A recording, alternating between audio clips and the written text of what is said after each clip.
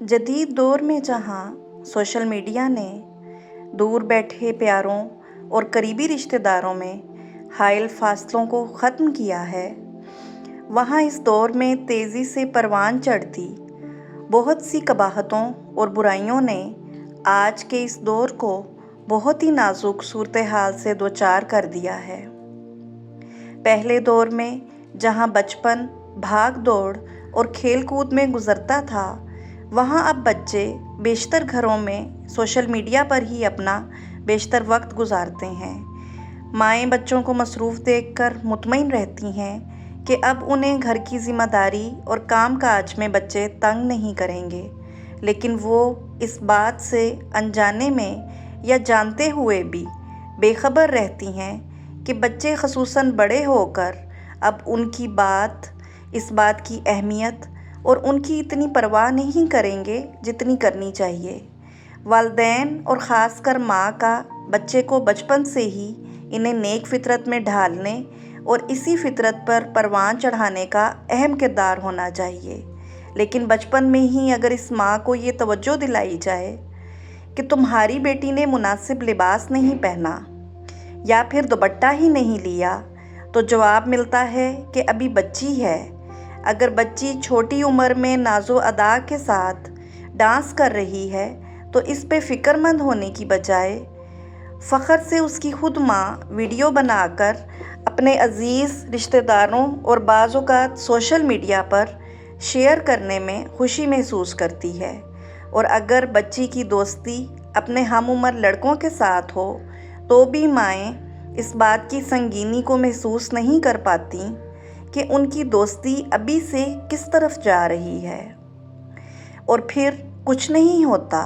और बच्ची ही तो है कहते हुए बहुत कुछ हो जाता है। याद रखें, जिस माशरे में गोश्तखोर दरिंदे मौजूद हों, वहाँ आपको अपनी बच्चियों के लिबास की तरफ ख़ास तौर पर तवज्जो देनी चाहिए,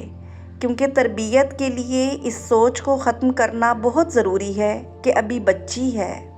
यहाँ पे मर्द लड़की की उम्र निकाह के लिए तो देखता है, मगर अपनी दरिंदगी और हैवानियत के लिए नहीं देखता। यहाँ का मर्द नन्ही मुन्नी सी जानों तक पे रहम नहीं करता और इस माशरे के मर्द को भी माँओं की वहशत वाली तरबियत की सख्त ज़रूरत है, जो अपने बेटों के अंदर इस बात का एहसास ना सिर्फ पैदा बल्कि पुख्ता कर दें कि घर से बाहर भी हर औरत काबिल एहतराम, काबिल हिफाजत और काबिल मदद है और हर बेटा सिर्फ मर्द ही नहीं, माशरे का मुहाफिज भी हो, चाहे वो औरत किसी की भी माँ, बहन, बेटी या बीवी ही क्यों ना हो।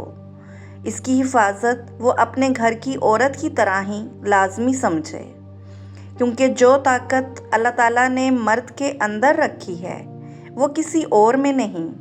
और मर्द को ही अल्लाह ताला ने औरत का मुहाफिज बनाया है। इस मर्द को हिफाजत के काबिल एक अच्छी और नेक तरबियत ही बना सकती है। जब मर्द ही इस काबिल नहीं होगा कि वो मुहाफिज की ज़िम्मेदारियां संभाल सके, उसमें औरत की इज़्ज़त करने के गट्स नहीं होंगे, वो नेक और बाकिरदार नहीं होगा, तो इस माशरे से भी दरिंदगी ख़त्म नहीं होगी। औरत हर डर के बग़ैर ज़िंदगी नहीं गुजार सकेगी, लेकिन जब औरत के मुहाफ़िज़ मौजूद होंगे तो माशरे से गंदगी ख़त्म हो सकेगी और माशरा बेहतरी की तरफ जाएगा। यहाँ मर्दों के साथ साथ नई नस्ल की बच्चियों को भी अपनी इस्लाह की तरफ तवज्जो देने की ज़रूरत है। सोशल मीडिया पर आने वाले वो मोहब्बत भरे पैगामात जो आपके वालिदैन और दुनिया की नज़रों से ओझल होकर आपको किसी मर्द की तरफ से भेजे जा रहे हैं कि आपकी आवाज़ खूबसूरत है, मैं आपकी तलाश में था, आपसे निकाह करना चाहता हूँ, वग़ैरह वग़ैरह, ऐसी बातों में आकर अपनी मासूमियत को तबाह ना करें, क्योंकि यहाँ से ही खेल शुरू होता है।